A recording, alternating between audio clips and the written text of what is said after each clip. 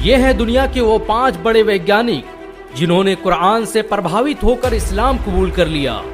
इन वैज्ञानिकों ने कई सालों तक नासा और स्पेसएक्स जैसी संस्थाओं में अपनी सेवाएं दी। कुरान के वैज्ञानिक दृष्टिकोण को सामने लाने में इन सभी वैज्ञानिकों का बड़ा योगदान रहा। इस्लाम कबूल करने वाले 5 वैज्ञानिकों की लिस्ट में पहला नाम विलियम कीथ मूर का आता है। कनाडा में जन्मे कीथ मूर को आज भी एम्ब्रियोलॉजी का सबसे बड़ा वैज्ञानिक माना जाता है। इन्होंने सालों तक टोरंटो यूनिवर्सिटी में एनाटॉमी और सेल बायोलॉजी के प्रोफेसर के रूप में अपनी सेवाएं दी। प्रोफेसर विलियम कीथ मूर पूरी जिंदगी इंसान के पैदा होने और मां के पेट में उसके बनने की प्रक्रिया पर शोध करते रहे। लेकिन एक बार 1980 में उन्हें सऊदी अरब की किंग अब्दुल अजीज यूनिवर्सिटी में लेक्चर देने के लिए बुलाया गया। सेमिनार के दौरान जब उनके सामने इंसान के बनने और पैदा होने से संबंधित कुरान की आयतें पढ़ी गई तो वो हैरान रह गए। उन्हें यकीन नहीं हो रहा था कि इंसानों के पैदा होने और बनने के जिस तरीके को वैज्ञानिक आज खोज पाए हैं उसे कुरान ने 1400 साल पहले ही बयान कर दिया था।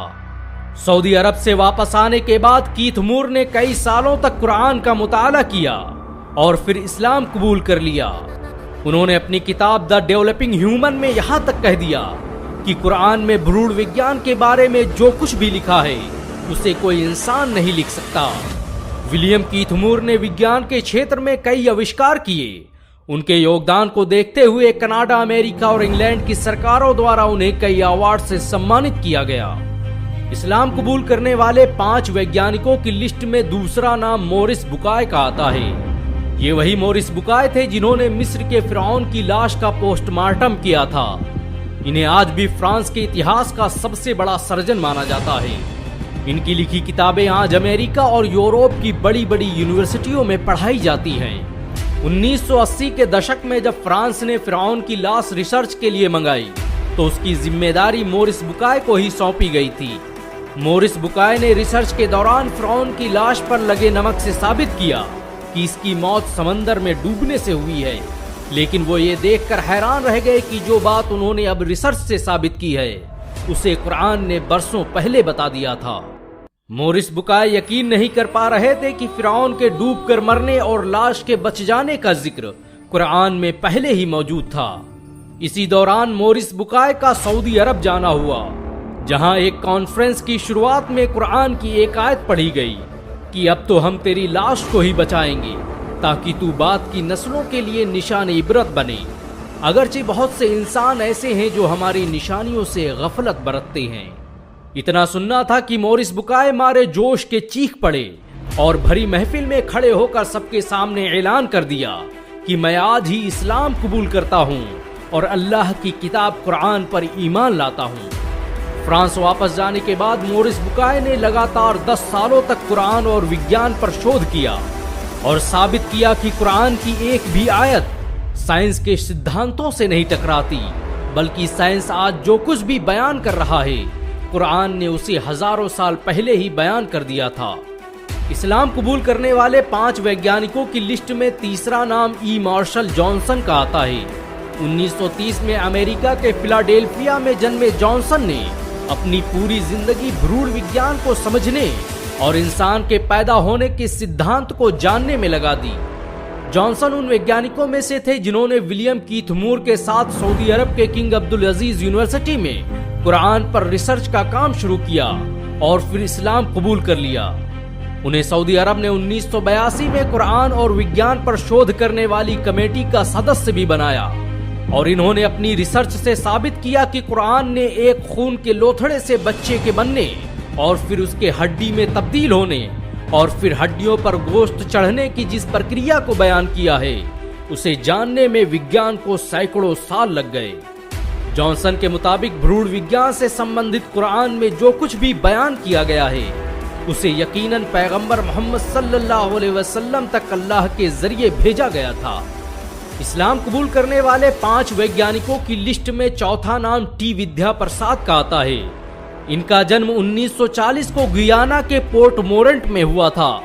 इन्होंने कई सालों तक यूनिवर्सिटी ऑफ लंदन और यूनिवर्सिटी ऑफ वेस्ट इंडीज में एनाटॉमी साइंटिस्ट के रूप में सेवाएं दी। टी विद्या प्रसाद का जन्म एक हिंदू परिवार में हुआ था।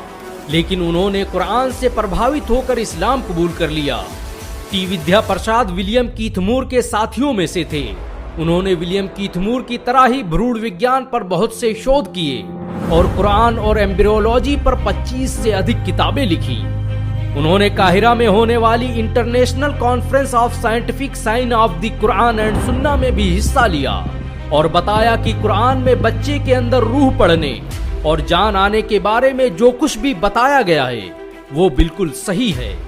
उन्होंने कुरान की सूरा मोमिनून की आयत नंबर 14 को पढ़ते हुए कहा कि ये वो सच है जिसे विज्ञान भी नहीं झुठला सकता, इसीलिए मैं आज ही इस्लाम कबूल करने का ऐलान करता हूँ। इस्लाम कबूल करने वाले 5 वैज्ञानिकों की लिस्ट में 5वां नाम आर्थर एलिसन का आता है। इन्होंने ही लंदन के पहले international conference of electrical machine की शुरुआत की थी। एलिसन को आज भी इंग्लैंड के इतिहास का सबसे बेहतरीन इंजीनियर और साइंटिस्ट माना जाता है।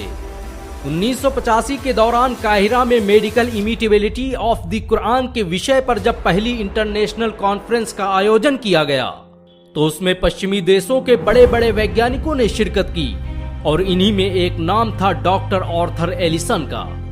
आर्थर एलिसन ने कुरान की सूरा जुमर आयत नंबर 42 पर अपना रिसर्च पेपर पेश किया और बताया कि नींद के दौरान कॉन्शियसनेस की जिस थ्योरी पर विज्ञान आज पहुंचा है, कुरान ने उसे बरसों पहले एक लाइन में ही बयान कर दिया था।